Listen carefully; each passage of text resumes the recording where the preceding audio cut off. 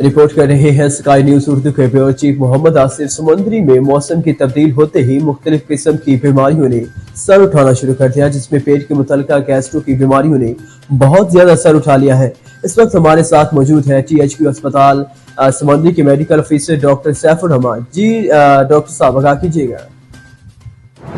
मेरा नाम डॉक्टर सैफुर रहमान है। मैं as a medical specialist civil अस्पताल समुद्री में अपनी खिदमत सर अंजाम दे रहा हूँ।